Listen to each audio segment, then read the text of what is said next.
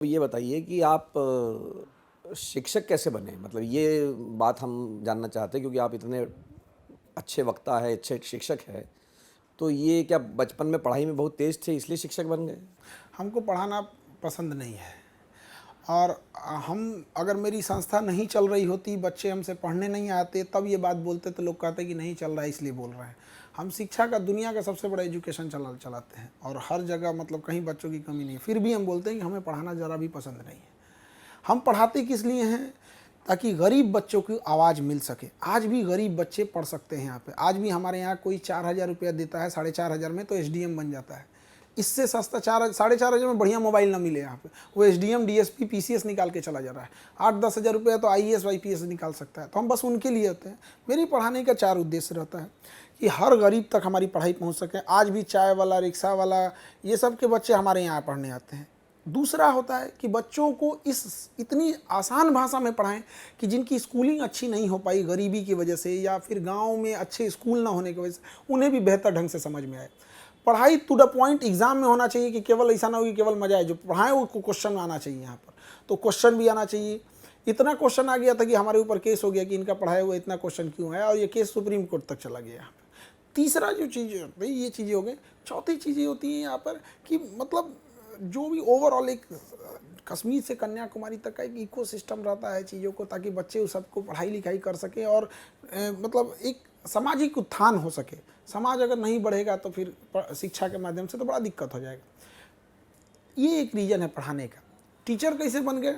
हमें जाना था फौज में, हम एग्ज़ाम दिए, सिलेक्शन का प्रोसीजर रहता है, अति उत्साह में बन गए कि भैया अब तो हो गया सिलेक्शन, अब कौन रोकेगा हमको यहाँ पे। तो मेडिकल में हाथ टेढ़ा होने की वजह से छट गए। वहाँ जाने के बाद क्या हुआ मेडिकल में क्या हुआ? हाथ टेढ़ा रहने, मेरी हाथ टेढ़ी है यहाँ पे, इसको नहीं लेंगे वो लोग। तो बड़ा गहन मेडिकल होता है हम लोग का। किसका, मिलिट्री का था? हाँ, एनडीए में, नेशनल डिफेंस एकेडमी, लेफ्टिनेंट बनते हैं लोग वहाँ पे।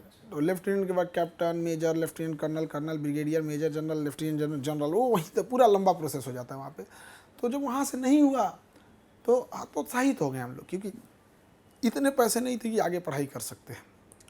तब क्या करेंगे? तो वेल्डिंग सीख लिए हम लोग और लोहे वगैरह का काम कि कहीं कुछ कर लेंगे।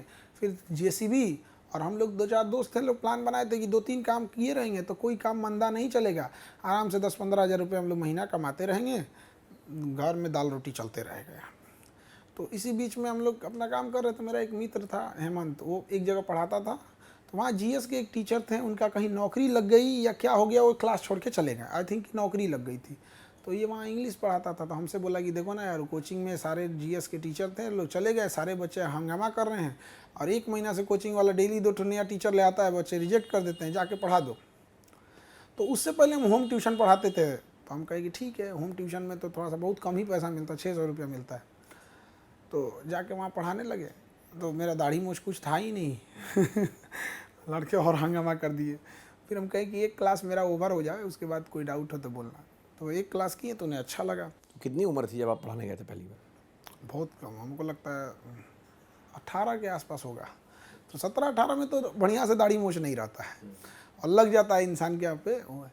तो उसके बाद से पढ़ाना चालू किए। फिर उनको धीरे धीरे समझ में आने लगा। तो बच्चे 6 थे पहले, 6 से 100 हुए हैं, 1000 हुए हैं, बढ़ते बढ़ते बढ़ते यहाँ हो गए यहाँ पे। फिर हमें मजबूरी में वो कोचिंग छोड़नी पड़ी, क्योंकि वो हम जब शुरुआत किए थे पढ़ाने के लिए तो 1 घंटे का 20 रुपया मिलता था। तो अगर हम लोग 5 घंटा पढ़ा देते तो 100 रुपया एक दिन का मिल जाता था, तो आदमी खर्चा निकाल लेता था। फिर उसके बाद हो गया 100 रुपया हुआ। फिर क्या हुआ ना कि कोचिंग वाला मनमानी फीस लेने लगा, बच्चों को समझ में आने लगा। हमको देते थे इतना, हम कहते भैया बच्चों से भी कम लीजिए, माना नहीं। तो फिर हमें अपना खोलना पड़ा। ये तो अपना कब खोला? अपना हम लोग खोल दिए थे 19 में, 2019 में। और जब अपना खोले थे तभी पटना का सबसे बड़ा कोचिंग था। और जब अपना खोले तो बहुत बहुत लफड़ा हुआ, बम मार दिया, डेली धमकी आना, बंदूक वंदूक दिखाना। ये बिहार में कॉमन चीज़ है ये सब चीज़ें। क्यों? इसका कोई जवाब आज तक नहीं मिला है कि हम दबंग, हमारे पास बंदूक है तो हम जो बोल रहे हैं तुम करो, या तो हमारी बात मानो ना, तुम भी बंदूक खरीद लो। तो जब एक टाइम समझ में आ गया कि नहीं ये लाते जूता का भाषा समझेंगे, तो अब हम लोग भी लाते जूता दे देते हैं। अब वही सब प्यार से कुछ नहीं है, इतने ये है, मानिए तो मानिए, नहीं तो आप भी। तो हमको तो सुना कि भाई सुशासन आ गया बिहार में, जंगल राज चला गया, तब भी आप कह रहे कि आपको बंदूक बंदूक से धमकी दिया गया है। हाँ, तो ये तो चीज़ें कॉमन है यहाँ पे। बिहार में बड़े क्रिमिनल नहीं मिलेंगे आपको, यहाँ मनबड़ मिलेंगे। यहाँ पे जो क्रिमिनल हैं इन्हें शांत करने का सबसे अच्छा उपाय है कि जितनी महिला पुलिस हैं इनको भेजिए। 10 महिला पुलिस हर मोहल्ले में एक आध नॉर्मल गुंडा घूमता है, उसको कॉलर पकड़ के घसीट के पैदल लेके जाएं 10 किलोमीटर 5 किलोमीटर, सारा हेकड़ी निकाल दे, तमाचा तमाचा मारते, दम नहीं रहेगा, खाली हाँ आए धुआं धुआं कर देंगे, ये कर देंगे वो कर देंगे, वो दुनिया भर का 1200 रुपये का कट्टा खरीद लेगा मुंगेर का और लगेगा AK-47 रख ले। नहीं तो जो आपने कहा कि 1 घंटे का 20 रुपया आपको मिलता था और अब तो आप अरबपति बन गए, करोड़पति बन गए। अब करोड़पति वगैरह ये सब तो पैसा से नहीं होता है, ये सब चीज़ें यहाँ पर। अब देखिएगा रतन टाटा और अंबानी में ज़्यादा पैसा अंबानी के पास है, लेकिन वो टाटा अलग चीज़ है। तो हम लोग का मॉडल है कि एजुकेशन का अंबानी ना बने, एजुकेशन का टाटा बने, ताकि बच्चों के काम आ सके।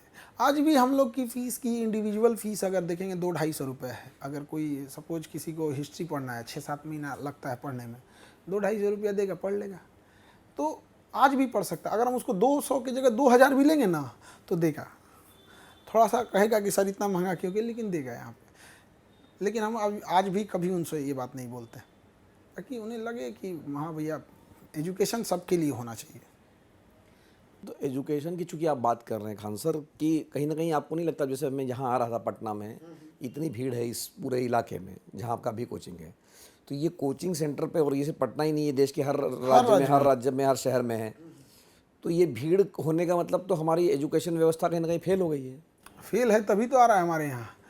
पूरा एजुकेशन सिस्टम पूरी तरह फेल है। और सबसे बड़ा चीज़ क्या है ना कि शिक्षा बजट इतना बड़ा है। अकेले बिहार का शिक्षा बजट लगभग 45,000 करोड़ का, इस बार तो 50,000 करोड़ का शिक्षा बजट हो जाएगा।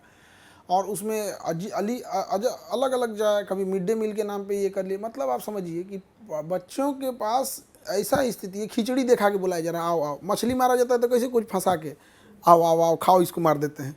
तो मतलब आओ खिचड़ी खिलाएंगे, आओ ये सब करें। पढ़ाई इतना बेहतर होना चाहिए ताकि उसमें बच्चों में सुधार दिखे। हमारा इंडिया का एजुकेशन सिस्टम ही ख़राब है। हम लोगों ने ये चीज़ें हम लोगों को कंपेयर करना सिखा दिया। एजुकेशन बहुत ज़रूरी चीज़ है। वैसे ही एजुकेशन वैसे ही है जैसे आपको किसी का पैर तोड़ के उसको साइकिल थमा दीजिए, तो साइकिल रहेगा उसके पास, चला नहीं पाएगा। तो एजुकेशन एक साइकिल है और हमारा पैर अच्छा होना चाहिए, वो स्किल है।